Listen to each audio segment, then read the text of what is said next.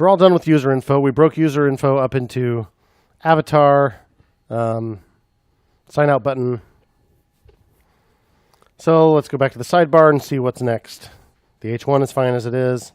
The room list here, there's another capital R. That's a clue. Yeah, I think the room list should probably be a separate component. Let's make it happen.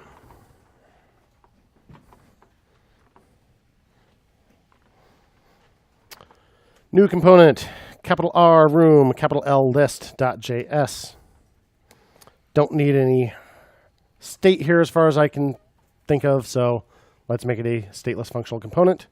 Import React from React.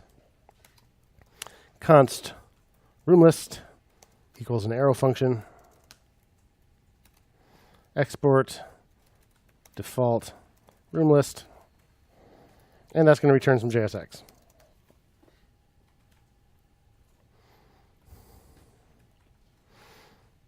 Specifically, all this stuff that I highlighted here. The nav with a class name of room list up to its corresponding closing tag. Just going to cut that out of there, paste it right in here.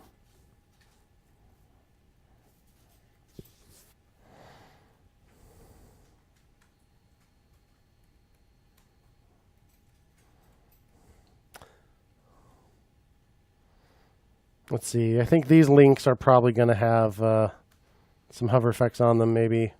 So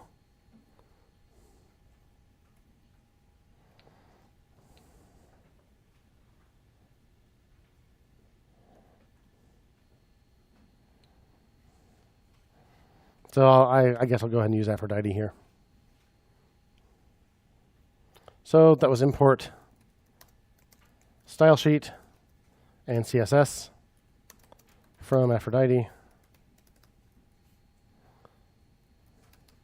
Const styles equals, this time, not just an object, but style sheet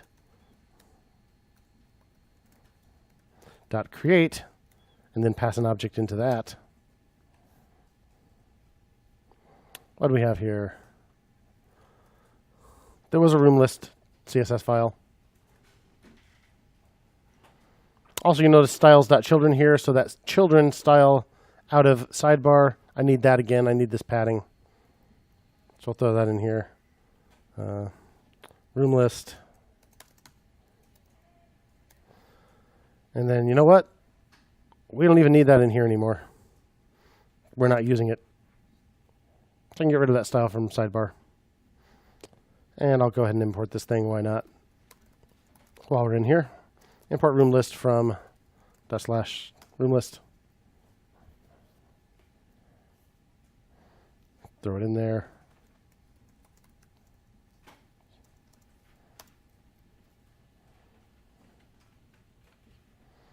All right. What other styles we got? So the H2, the UL, the LI, the links inside the LI, and then those have some fancy things on them.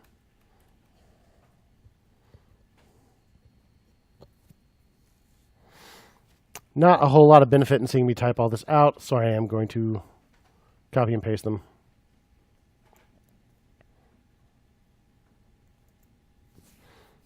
So again, I'll just use this trick. I wanted to call that, I called that room list. Do the hover the same way. And this time I've got another one. I've got this fancy before thing. I may have forgotten to do this morning. So here this comes in Slack. I'm going to put this style object. And again, Aphrodite will create a real style sheet out of this.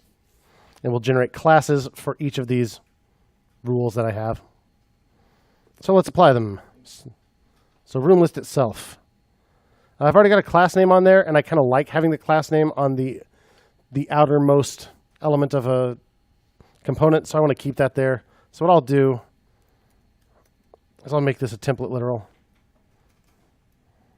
There's room list, and then I'll just put this CSS call inside there. So you need to call CSS styles dot room list like that. Why not? So a class name, you separate multiple classes by spaces, right? So class name just expects a string. So that's what this will give it. There's one class, space, and then this CSS function will return the name of another class. It's just an auto-generated class, so we can't put what it actually is there. The H2 had its own, had its own style rule, so class name equals CSS styles.h2. The list itself has one.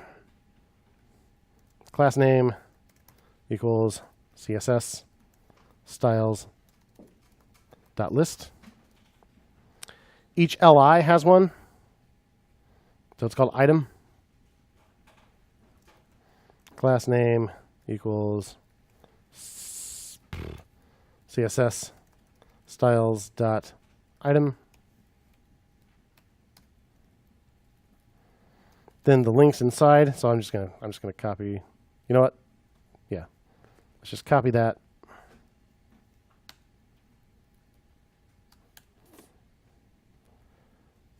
Copy that 10 for good buddy.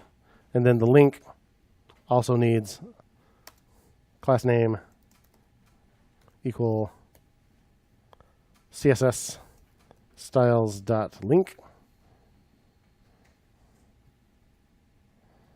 Put that on both of them.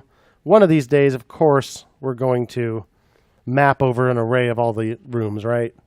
This is going to use map one of these days, but we're not quite ready for that. There we go. Pretty snazzy.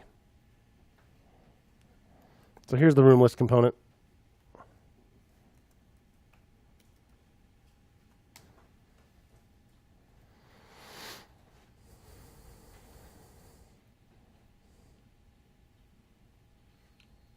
So again, just using Aphrodite.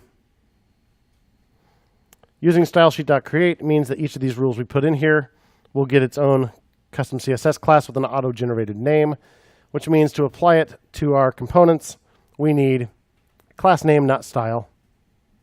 Yep, so let's get style equals styles.children off of there.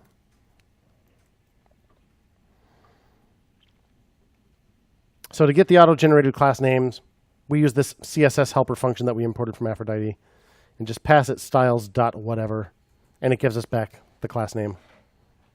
Looking at this in the browser, let's find one of these. There we go. Here's the LI. You see the class item underscore 1DKL0S9. And you'll see there's my rule.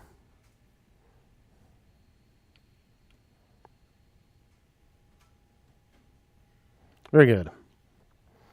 Add room list component. Now our sidebar looks really simple. Sidebar just has the sidebar itself, user info, an H1, and a room list. So it's really easy to understand what's in sidebar.